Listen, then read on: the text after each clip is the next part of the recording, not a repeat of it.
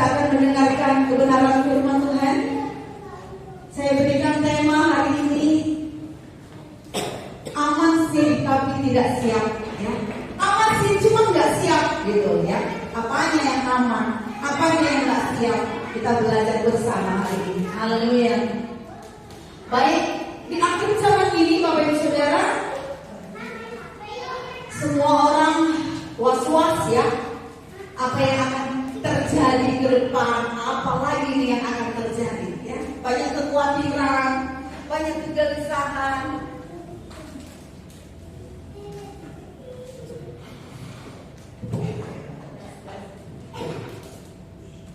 Lihat tadi. Ya, tetapi kita saat ini yang paling utama bukan memikirkan apa yang nanti akan terjadi. Apakah benar-benar ini keadaan yang kami sulit ini akan menjadi sulit, Bapak Ibu. Lebih daripada memikirkan tentang itu, ada hal yang lebih penting lagi yang harus kita pikirkan.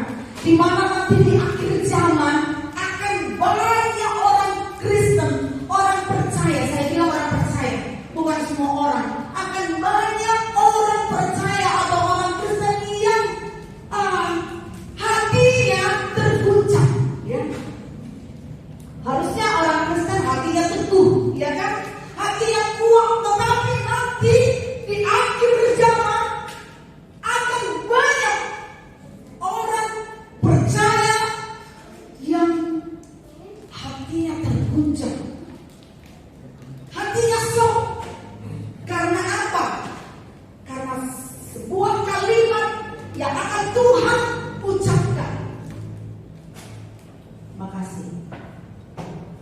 Dan itu sudah diperingatkan kepada kita semua. Di dalam firman yang sudah disampaikan, dia sudah memperingatkan kepada kita. Artinya, ini bukan sesuatu yang rahasia. Ini bukan suatu teka-teki. Wah, apa nanti yang akan Tuhan sampaikan? Aduh, aku gimana? Aku nggak tahu mau bagaimana nanti jawabnya. Enggak. Sudah disampaikan oleh Tuhan apa nanti yang akan Dia katakan. Ya. Kalimat apakah itu yang akan membuat banyak orang merasa terguncang atau merasa shock? Kita akan baca di dalam Matius 7.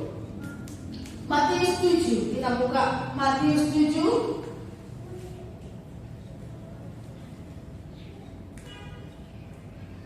Nanti kita akan baca mulai dari ayat 21 sampai 23, tapi kita akan langsung baca bersama-sama ayat 23. Kita baca bersama-sama ayat 23-nya. Mari sama-sama kita baca. Satu, sudah ketemu? Satu, dua, tiga. Pada waktu itulah aku akan berterus terang kepada mereka dan berkata, aku tidak pernah mengenal kamu. Enyahlah daripadaku, kamu sekalian pembuat kejahatan.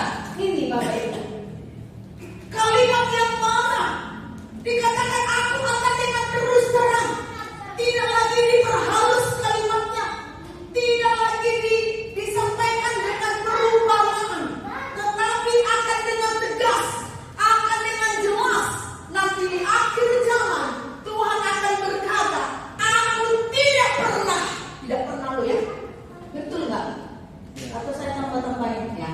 Aku tidak pernah mengenal kamu. Ini kan sebuah kalimat yang sangat mengerikan. Bagaimana Bapak Ibu, apakah bisa membayangkan nanti di akhir zaman kita semua sedang menanti-nantikan Tuhan, ya, menanti-nantikan Dia sang pemilik surga untuk mengangkat kita ke surga. Tetapi ketika kita menanti-nantikan dengan antusias, berharap Dia segera datang, lalu ketika Dia datang, Dia berkata, aku tidak pernah kenal kamu. Gimana hatinya? Gimana ini rasanya? Kita penuh dengan harap, dengan bangga kita menantikan.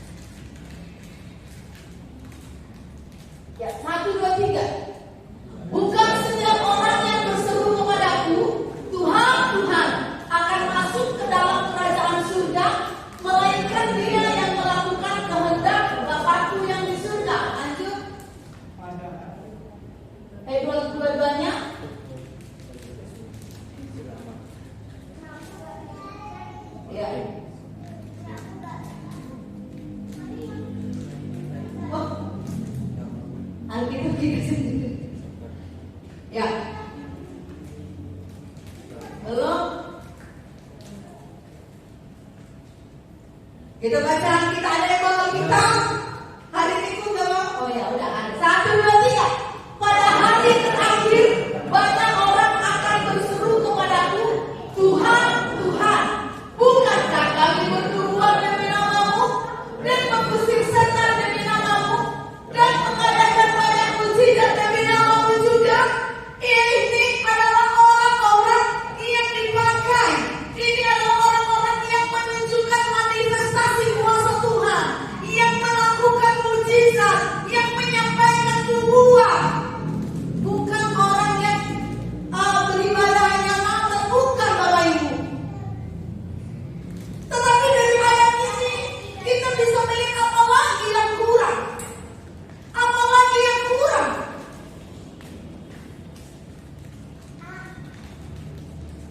Manifestasi rohani ada, pesta rohani ada. Di mana pesta rohaninya itu? Mereka berseru, Tuhan, Tuhan. Ya. Ada mujizat, setan-setan diusir. Apa lagi yang kurang? Kok bisa Tuhan masih berkata, aku tidak pernah mengenal kamu? Bukan karena Tuhan tidak mengenal identitas kita, Bapak Ibu. Ya, kan Tuhan Maha tahu. Masa gak kenal aku? Masa gak tahu aku? Tuhan tahu semua kita. Segala isi dunia ini Tuhan tahu. Bahkan gebungnya Tuhan tahu. Apa yang kita lakukan, apa yang kita perbuat, Tuhan tahu. Apa yang ada di dalam pikiran kita, di dalam hati kita, Tuhan tahu. Yang belum kita ucapkan, Tuhan tahu. Yang belum kita lakukan dosa atau sesuatu yang baik, Tuhan tahu. Apa yang tersembunyi di dalam diri kita, Tuhan tahu semuanya. Lalu kenapa Tuhan ngomong, aku gak pernah kenal kamu? Bukan Tuhan menyangkal tidak tahu tentang kita. Tetapi yang Tuhan inginkan adalah Tuhan mau menegaskan adanya hubungan Bapak Ibu. Ya. Tuhan menginginkan adanya hubungan, persekutuan dari hati kita yang berhubungan dengan Tuhan, persekutuan yang intim dengan Tuhan setiap hari. Jadi walaupun kita beribadah, walaupun kita melayani, walaupun kita melakukan berbagai macam atau ikut KKR persekutuan di mana-mana, Tuhan lebih mencari Bapak Ibu hubungan antara kita dengan Tuhan, hubungan pribadi kita dengan Tuhan. Banyak kegiatan, banyak pelayanan atau banyak apa segala macam, kalau di dalam kita ini kosong Bapak Ibu,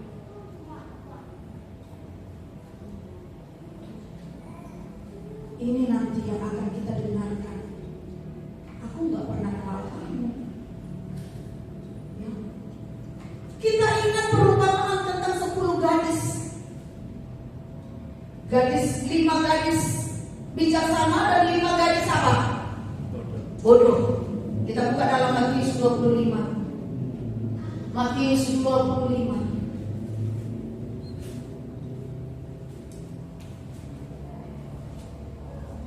Ya, Matius 25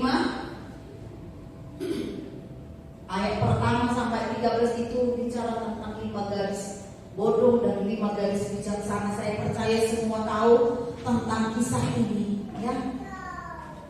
5 gadis bodoh, 5 gadis bijaksana. Kita sudah sering mendengarkan kisah ini. Ini bicara tentang 10 gadis yang sedang menantikan mempelai. Ya, sang mempelai.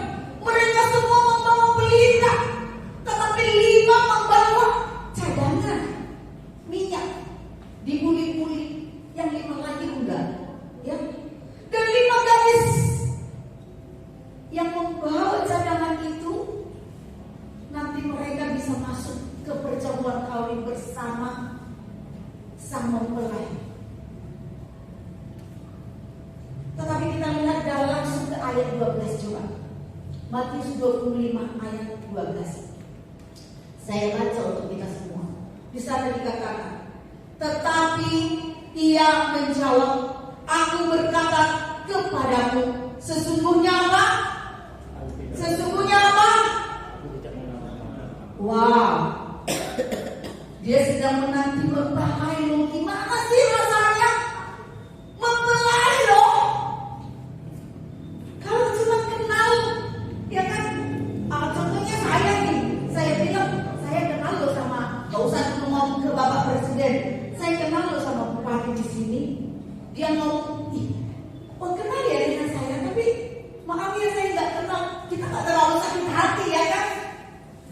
Tetapi kalau mempelai kita udah siap-siap, udah tadi dia ngomong aku nggak kenal kamu, ada gimana? Bayangkan Bapak Ibu, kita mau menikah, kita udah berdandan, lalu pasangan kita ngomong, lah kamu siapa? Gimana? Runtuh rasanya dunia ini ya enggak?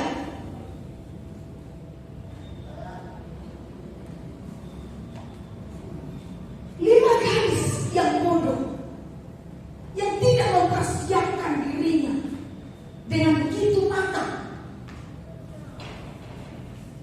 maka dia nanti akan mendengarkan kalimat yang bikin kita shock. Aku gak kenal kamu, aku gak pernah kenal kamu. Kamu siapa kok ngaku-ngaku jadi calonku, jadi mempelaiku, ya? Kita baca dulu pasal 25 itu ya, beberapa ayat. Dalam ayat 6 ya, kita perhatikan aja, Bapak Ibu perhatikan ya. Saya baca ayat 6. Waktu tengah malam terdengarlah suara orang berseru, mempelai datang, song-song lagi. Wow, dari kelelahannya yang menanti ya, udah capek-capek nunggu, akhirnya datang juga nih yang ditunggu. Betapa bahagianya rasanya. Wah, kelelahanku hilang. Tetapi begitu mempelai datang, pelitanya mati. Lalu dia sibuk minta ke temannya. Ayat berapa itu? Ayat 8. Ya betul. Gadis-gadis yang bodoh berkata kepada gadis-gadis yang bijaksana, berikanlah kami sedikit dari minyakmu itu, sebab tangannya hampir padam. Tetapi jawab gadis-gadis yang bijaksana itu, tidak, nanti tidak cukup untuk kami dan untuk kamu. Lebih baik kamu pergi kepada penjual minyak dan beli di situ. Akan tetapi waktu mereka sedang pergi untuk membelinya, datanglah mempelai itu dan mereka yang telah siap sedia masuk bersama-sama dengan dia ke ruang perjamuan kawin. Lalu apa? Pintu ditutup. Apa yang mau kita pelajari saat ini? Ya, yang pertama, nanti akan terlihat jelas perbedaannya di mana. Sekarang nggak terlihat perbedaannya. Siapa yang siap-siap, siapa yang enggak, siapa yang punya persekutuan intim dengan Tuhan, siapa yang enggak. Karena kenapa? Sama-sama. Yang dekat sama Tuhan dengan yang enggak dekat sama Tuhan, sama dilanda masalah, sama-sama menghadapi masalah. Enggak terlihat mana ini perbedaannya. Ya. Tapi perbedaannya nanti ketika sang mempelai datang, ketika Tuhan datang, apinya mulai padam, akhir zaman semakin dekat. Ya. Tetapi yang mau kita belajar hari ini sudah diberitahukan kepada kita, bukan suatu rahasia, bukan satu teka-teki, sudah disampaikan supaya apa? Supaya kita bisa punya persiapan. Dalam ayat 8 itu gadis bodoh meminta kepada gadis yang bijaksana. Artinya apa, Bapak Ibu Saudara? Minyak tidak bisa minta kepada orang lain. Kita tidak bisa mengandalkan orang lain yang lebih bersemangat, yang lebih dekat sama Tuhan, yang lebih antusias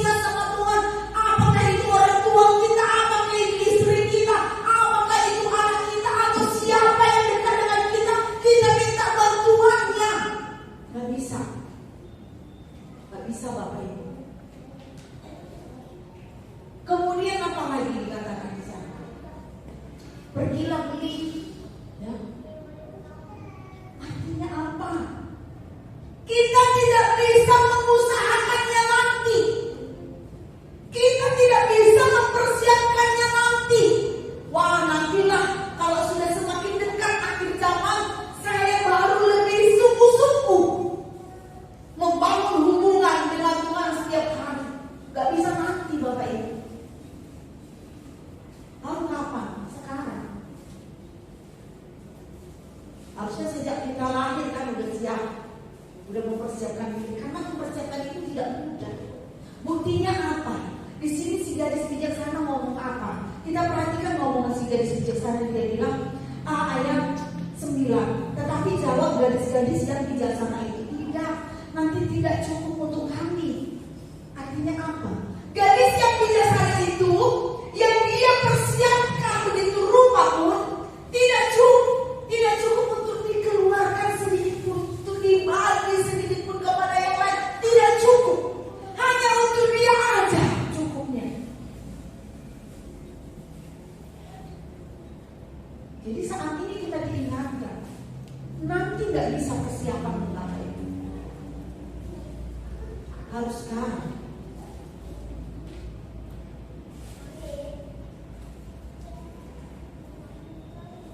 Dan yang perlu kita ketahui, ya, dalam ayat 10 itu bagian terakhir, di sana dikatakan, datanglah mempelai itu dan mereka yang siap ya, bukan semua mempelai itu. Mereka yang siap aja. Bukan semua orang yang mengaku percaya, yang mengaku Kristen, yang mengaku setia beribadah, itu bisa masuk.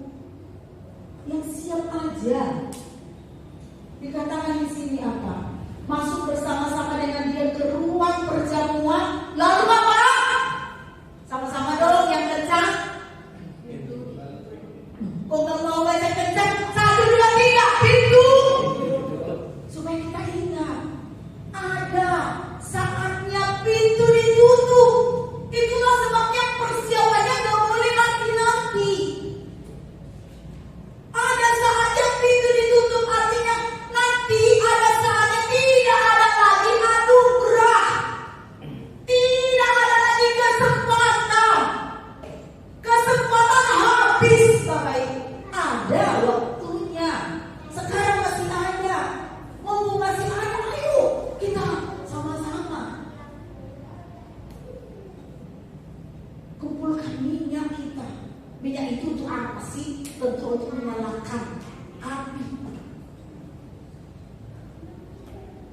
supaya pada saat semakin sulit keadaan ini menjelang kedatangan Tuhan, kita bisa tetap bersemangat Bapak Ibu. Kita bisa tetap setia kepada Tuhan. Kita bisa tetap taat kepada Tuhan. 5 gadis bodoh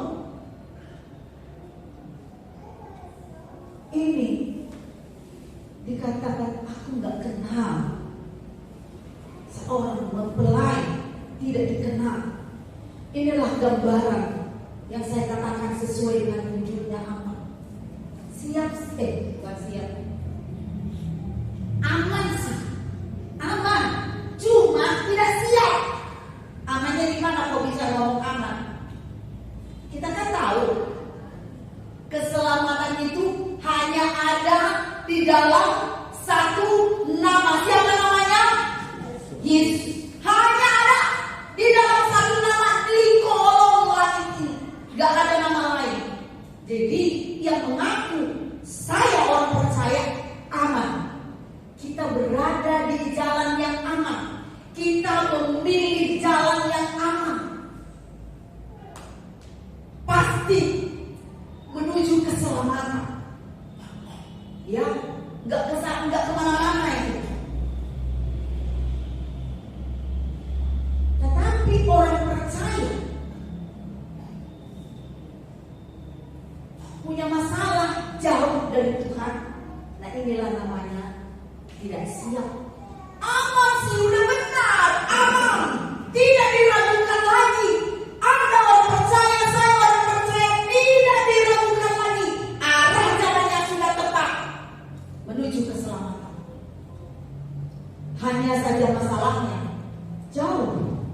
dari Tuhan, artinya tidak siap. Yakin sih kepada Tuhan, yakin percaya sih kepada Tuhan, hanya masalahnya tidak mau taat. Masalahnya tidak bertobat. Masalahnya tidak bersekutu dengan Tuhan. Ya, banyak orang mengikut Yesus, banyak orang setia datang kepada Tuhan dengan apa? Tujuan untuk kepentingan sendiri, bukan karena imannya yang sungguh-sungguh mau menyenangkan hati Tuhan ini. Ikut Yesus untuk mendapatkan sesuatu, untuk mujizat, untuk kesenangan. Ada yang senang kan datang ke gereja, ya senang karena alasan apa nggak tahu, ya. Ini kalau bukan tujuannya ingin untuk bersujud menyembah Tuhan, datang kepada Tuhan, maka inilah nanti yang akan mendengarkan kalimat ini. Aku tidak pernah mengenalkan. Datang kepada Tuhan bukan untuk melihat apa ya, wah kehebatan, tetapi datang kepada Tuhan, ikut Tuhan itu bicara tentang apa? Penyerahan hidup, komitmen kepada Tuhan, ya, pengorbanan, pikul salib, apalagi tambahkan sendiri lah ya. Setia kepada Tuhan walaupun tidak mengerti apa yang sedang terjadi. Pernah nggak merasa nggak mengerti? Bapak Ibu ingat kisah Ayub ya? Siapa yang mau punya pengalaman seperti Ayub? Berkatnya melimpah loh, ya. Berkatnya di akhir-akhirnya itu lebih besar, berlimpah-limpah. Siapa mau seperti Ayub? Wow, luar biasa. Luar biasa. Itu punya untuk keberanian yang besar. Karena apa? Penderitaannya luar biasa. Ya. Ayub ini tidak mengerti apa yang sedang terjadi. Karena apa begini? Kita kan tahu semua, Ayub kehilangan apa? Kehilangan apa aja Ayub? Harta, kambing dombanya semuanya lah harta ya. Kemudian apa lagi? Anaknya hilang. Apalagi teman-teman hilang. Kesakitan, menderita sekali. Itu bukan hanya sakit tumor ganas, bukan hanya seperti itu, tetapi seluruh tubuhnya borok yang berbau busuk. Ya, kita sudah pernah baca itu ya di doa pagi, membaca kisah Ayub ini. Sampai dikatakan apa itu beling ya, beling untuk menggaruk tubuhnya. Padahal kita kalau kena beling itu tercoret-tergores sedikit kan sakit ya. Tapi lebih sakit terasa gatalnya daripada kena beling-beling itu, kena garuk-garuk beling. Lebih sakit terasa gatal. Ya. Sangat-sangat menderita. Kehormatannya hilang. Dia orang yang terhormat menjadi terlihat begitu hina, Bapak Ibu. Segalanya hilang. Sampai akhirnya teman-temannya juga ngomong, Ayub, banyak menasehati dia. Mereka itu ngomongannya sesuai firman, teman-temannya kan. Ayub, kok semuanya mungkin, ini bahasa saya bukan seperti itu ditulis dalam firmannya. Kok kamu semuanya hilang? Anak-anakmu pada mati, hartamu pada habis, bisnismu hancur semuanya. Kamu, Tuhan itu kan maha adil, kan kamu tahu itu. mungkin kamu diizinkan mengalami kehancuran kalau bukan karena kamu melakukan salah, ya kan? Kamu pasti ada dosa, ayolah datanglah kepada Tuhan, minta ampun ya, mungkin seperti itu ya, minta ampunlah kepada Tuhan, ya. Ngakulah salah di hadapan Tuhan. Kan ayo bingung, salahku di mana? Saya ini seorang yang sangat kaya dan terkenal saleh. Saya terkenal saleh loh, artinya dikenal orang baik, sangat berjaga-jaga dengan anaknya, suka memberikan korban persembahan. Ayo bingung mungkin, ya, aku salah gimana?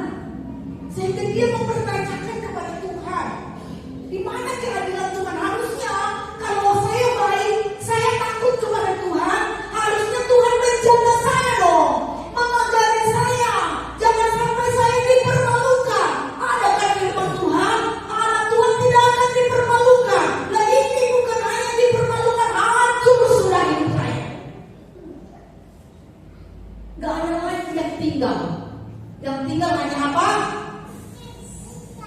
Nafas. Yang tinggal hanya nafas dan tempat nafasnya. Tempat nafas. Karena memang itu dilarang sama Tuhan, sama iblis. Sayangkan nyawanya. Semua ambil, sayangkan nyawanya. Jadi Ayub ini mengalami begitu banyak penderitaan, bukan karena dosanya, kan? Tapi karena untuk membuktikan bahwa Ayub adalah seorang yang takut akan Tuhan, bukan karena berkat, bukan karena perlindungan Tuhan, bukan karena pertolongan Tuhan, bukan karena mujizat yang Tuhan kasih, tapi karena dia memang takut akan Tuhan. Lalu ketika Ayub mempertanyakan keadilan Tuhan, kan dia dengar omongan teman-temannya, Tuhan tunjukkanlah keadilanmu. Gimana keadilanmu? Lalu Tuhan jawab apa? Bukan Tuhan jawab ini loh. Bukan Tuhan jawab langsung to the point. Apa yang Tuhan kerjakan? Coba salah satu ayat ke dalam Ayub 38 ayat 29. Yang Tuhan tunjukkan adalah kebesarannya. Tunjukkan bahwa dia adalah seorang pencipta, dia adalah pencipta dan pemelihara langit dan bumi. Contohnya begini, dari dalam kandungan siapakah keluar air beku, dan embun beku di langit siapakah yang melahirkannya? Nah, ini kan apa kayak ini? Kemudian Ayub 40 ayat 4, saya baca untuk kita. Sesungguhnya aku ini terlalu hina. Begitu banyak Tuhan menunjukkan tentang kedahsyatan yang ada di muka bumi ini, yang Tuhan telah kerjakan. Bahkan contohnya lagi dikatakan dalam Ayub 38 ayat 19, di manakah jalan ke tempat kediaman terang, dan di manakah tempat tinggal kegelapan. Waktu saya baca ini unik sekali Tuhan ini, ya. Betul ya, ada yang pernah berpikir dari mana ini tempatnya terang itu di mana? Terus kegelapan itu tiba-tiba hilang, dia pulangnya kemana? Ada yang pernah mikir pulang kemana itu kegelapan? Saya aja nggak terpikir. Oh iya ya, kok bisa nanti akan gelap, nanti terangnya itu terus pulang kemana? Ya, jadi Tuhan hanya menyampaikan tentang kehebatannya, tentang kebesarannya. Lalu Ayub sadar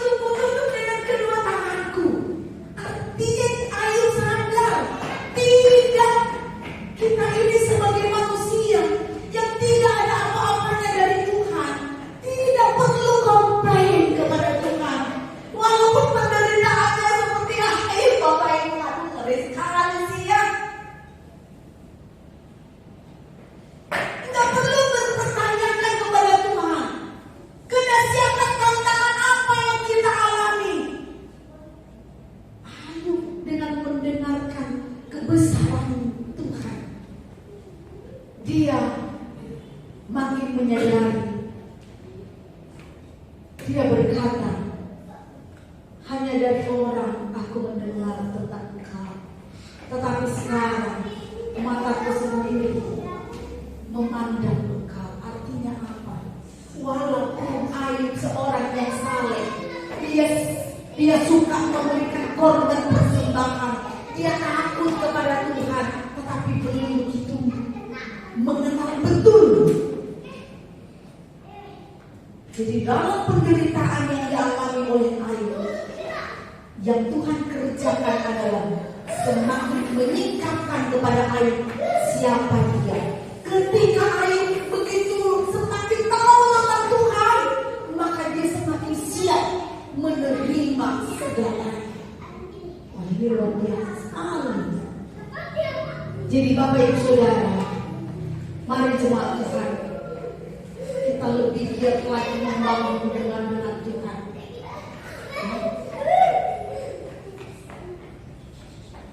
Tuhan mau saya, Bapak Ibu Saudara, dengan Tuhan saling mengenal. Kalau masalah tahu, Tuhan tahu segalanya. Tetapi yang Tuhan inginkan adalah hubungan yang intim antara kita dengan Tuhan secara pribadi. Kita harus lebih banyak, Bapak Ibu, menyediakan hati kita, menyediakan waktu kita untuk bersekutu dengan Tuhan. Kita harus lebih banyak datang kepada Tuhan. Supaya apa?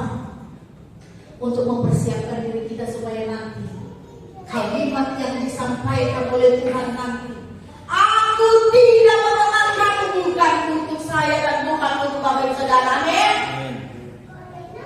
Ketika Tuhan ngomong aku tidak pernah mengenalkan, kita tidak tergoncang, kita tidak shock. Karena kenapa?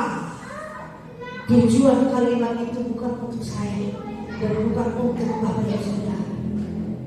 Oleh karena itu, ini bukan rahasia, sudah disampaikan kepada kita. Tergantung kita mau atau tidak mempersiapkannya. Dan sudah jelas kita tahu hari ini, persiapannya tidak boleh nanti. Persiapannya tidak boleh nanti. Minta tolong kepada orang lain tidak boleh. Karena mereka juga hanya cukup untuk diri mereka sendiri. Sehebat apapun kita berjuang mempersiapkan diri, Bapak Ibu Saudara, sekuat apapun kita berkorban untuk mempersiapkan diri kita menyenangkan hati Tuhan, persiapannya hanya cukup untuk diri kita sendiri. Jadi kita harus berjuang sendiri. Supaya apa? Tuhan mengenal kita secara pribadi. Oh iya, giliran kita dipanggil ya kan, antri lah ya kan, seperti yang di film itu, semuanya antri. Tiba giliran kamu ini, karena aku tahu ya, yang suka menderita itu ya, yang kemarin itu yang selalu setia itu ya sama masuk. Nah kayak gitu. Jangan sampai udah giliran kita udah semangat ya kan, kayak pengantin gitu ya, nah langsung kamu siapa ya? Gak tahu ya kan. Oleh karena itu Bapak Ibu, mari kita siapkan hati kita, lebih banyaklah bergaul dengan Tuhan, lebih banyaklah bersekutu dengan Tuhan, lebih banyaklah membaca kebenaran firman Tuhan, doa pribadi dengan Tuhan. Orang yang mendekatkan diri kepada Tuhan, lebih dekat, dia juga otomatis lebih banyak bekerja untuk Tuhan, lebih serius, lebih antusias. Amin, amin, amin, haleluya. Jadi jangan sampai kita aman sih, cuma nggak siap, jangan. Tetapi aman dan siap. Amin, haleluya. Demikian kebenaran firman Tuhan. Biarlah jemaat GBAP di tempat ini ditemukan oleh Tuhan pada akhir zaman adalah jemaat yang aman dan siap. Karena hari ini Tuhan sudah ingatkan kepada kita semua, mari kita berjaga-jaga, mari kita waspada, mari kita persiapkan diri. Jangan lagi seperti 5 gadis yang bodoh. Siap sih, bukan siap. Aman sih, cuma nggak siap. kurang siap ya. Mari bertugas pemusik. Tuhan Yesus memberkati. Haleluya. Saya berdoa supaya suatu waktu kita bisa lebih sering bersama. Kita nyanyikan pujian.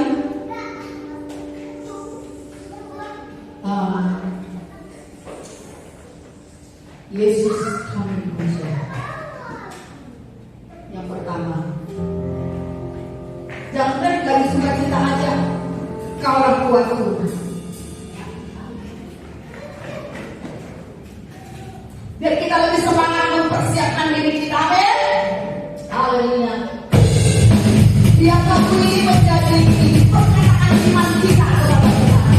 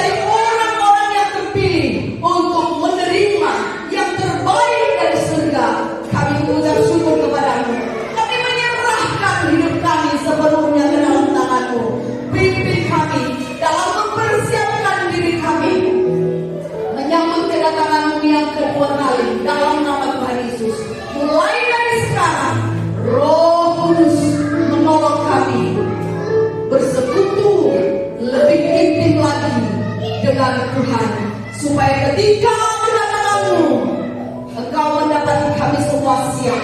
Di dalam nama Tuhan Yesus kami berdoa dan mengucap syukur. Sama-sama kita katakan amin. Haleluya.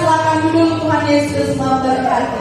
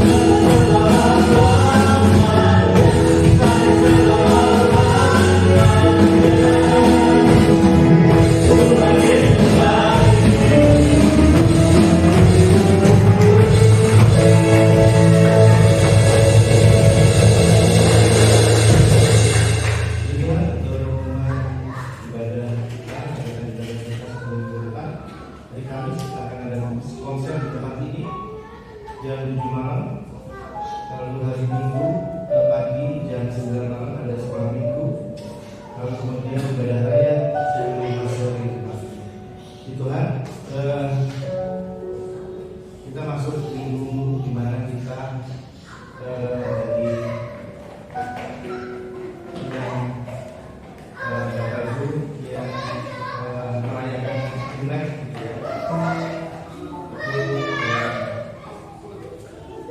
ada yang merayakan Imlek, dan untuk di GBAP minggu depan dalam rangka Imlek panitia mengundang Bapak Ibu untuk beribadah menggunakan baju dengan nuansa dress code merah atau baju Imlek, boleh nuansa merah atau baju Imlek. Lalu masing-masing kita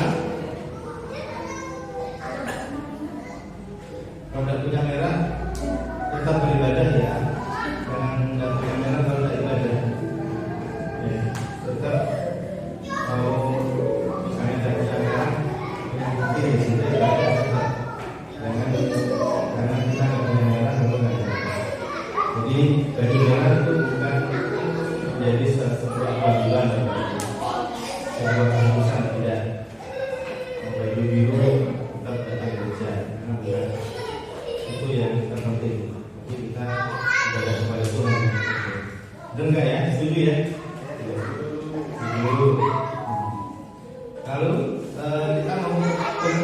angpau.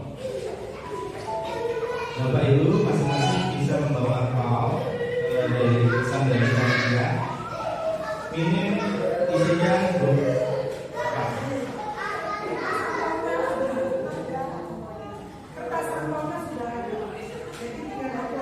ya, kertas angpaunya sudah disediakan di meja.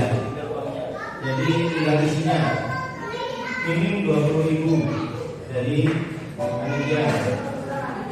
Nanti mau ditukar ya. Setiap pribadi persiapkan minim 20.000. Lebih boleh. Mau ngasih 50.000 boleh, 30.000 boleh, 21.000 boleh. Ya.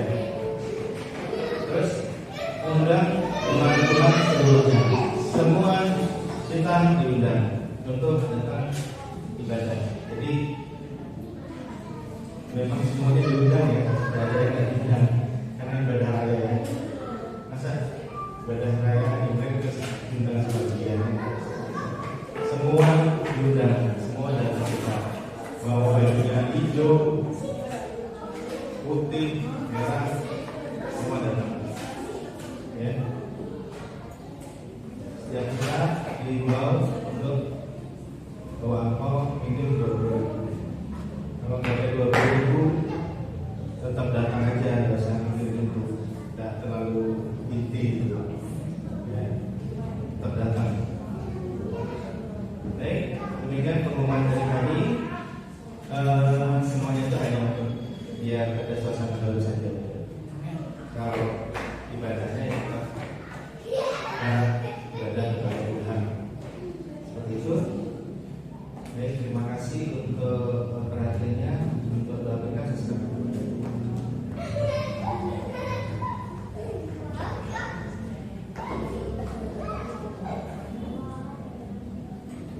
Jadi baik puji Tuhan. Jadi pengumuman yang disampaikan tadi intinya yang pertama hari Minggu kita akan sama-sama melakukan ibadah disertai dengan perayaan Imlek. Dan dalam perayaan Imlek ini yang punya baju nuansa merah atau Imlek silahkan pakai, yang punya, kalau tak ada bebas ya. Kemudian membawa uang 20.000 untuk nanti kita putaran angpau. Nanti amplopnya sudah ada di sini ya. Jadi nanti bawa uang 20.000, ambil amplop dari sini dimasukkan ke dalam, nanti digantungkan di sini, baru nanti kita ambil lagi. Minimal 20.000. Yang ingin memberkati lebih ya boleh 2 juta, 5 juta ya. Jadi nanti yang ingin berbagi lebih ya boleh, berapa aja boleh ya, minimal 20.000 ya. Tuhan Yesus memberkati. Mari kita agungkan Tuhan kita akan tutup ibadah malam hari ini. Kita muliakan Tuhan kita, haleluya, sebab Kau besar.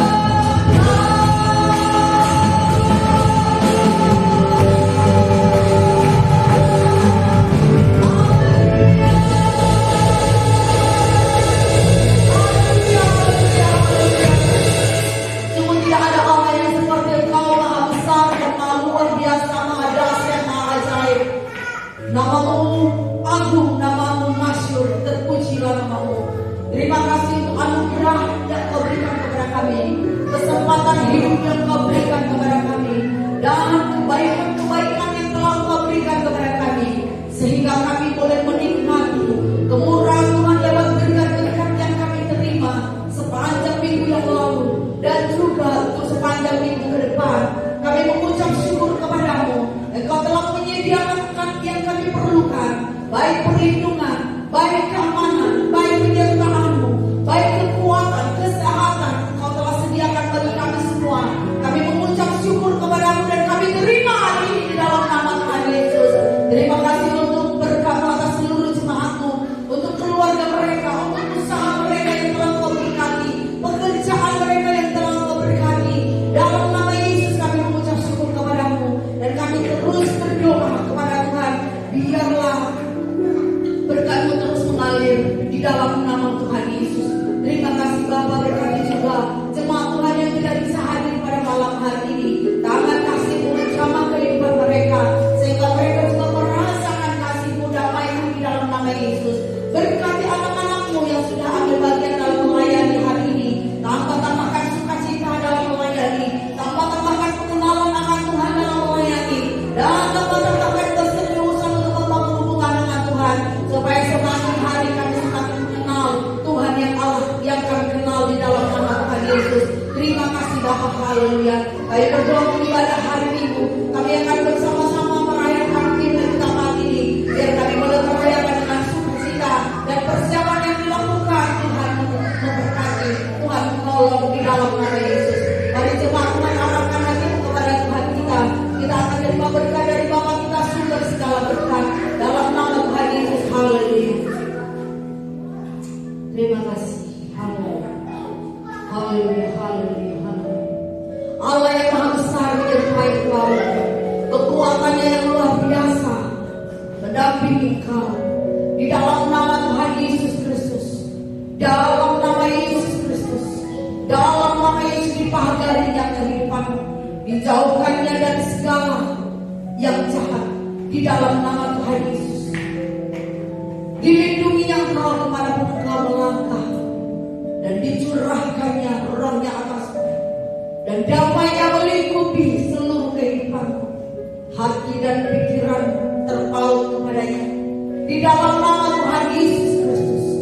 Apa yang Kau kerjakan dibuatnya berhasil, dan dibukanya telingamu untuk mendengarkan suaranya, dan dibuatnya Engkau menjadi orang yang tunduk kepadanya, yang mau mendengarkan dan mengikuti Dia di dalam nama Tuhan Yesus. Damai daripada Allah Bapa, cinta kasih dari Tuhan Yesus, dan persekutuan oleh Roh Kudus menyertai Engkau dari sekarang sampai selama-lamanya. Tuhan Yesus memberkati. Amin. Bapa kami yang di surga, dikuduskanlah nama-Mu, datanglah kerajaan-Mu, jadilah kehendak-Mu di bumi seperti di surga. Berikanlah kami pada hari ini makanan kami yang secukupnya, dan ampunilah kami akan kesalahan kami, seperti kami juga mengampuni orang yang bersalah kepada kami. Dan janganlah membawa kami ke dalam pencobaan, tetapi lepaskanlah kami daripada yang jahat.